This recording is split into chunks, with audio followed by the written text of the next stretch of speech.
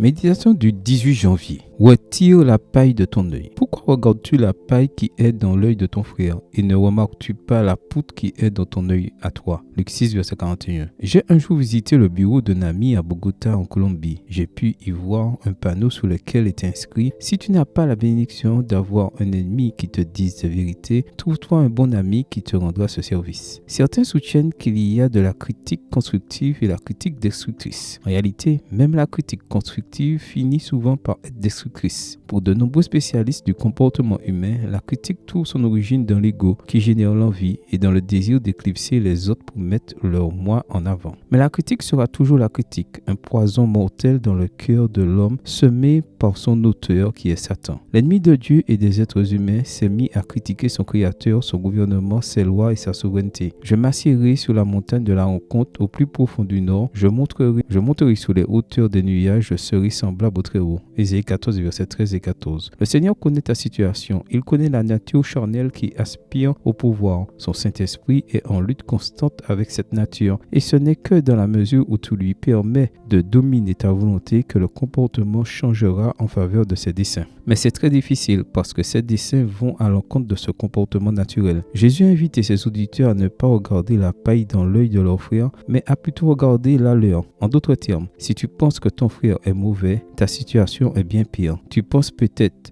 mais comment le toxicomane, la prostituée, le trafiquant de drogue, le meurtrier peuvent-ils être meilleurs que moi? Impossible. Je ne peux pas les comparer à moi. Ils sont aussi loin de moi que la lune l'est de la terre. Laisse à Dieu ce jugement, car tu n'es ni leur juge, ni d'ailleurs celui de personne. Vois plutôt comme Jésus voit. Cherche le bien et non le mal. Lorsque tu demanderas à Dieu d'enlever la poutre de ton œil, tu cesseras d'être spirituellement myope et commenceras à comprendre l'œuvre régénératrice de Dieu qui s'étend à tous, y compris à ceux qui, selon ton jugement, ne le méritent pas. Il y avait beaucoup de mal en l'être humain. Il était sale, pécheur et perdu. Mais Jésus l'a recouvert de sa robe de justice. Il n'a pas regardé sa poutre, mais l'a aimé de manière telle que son salut est aujourd'hui garanti uniquement par lui, car tout est par sa grâce. Amen. Bonne journée à vous et que le Seigneur vous bénisse.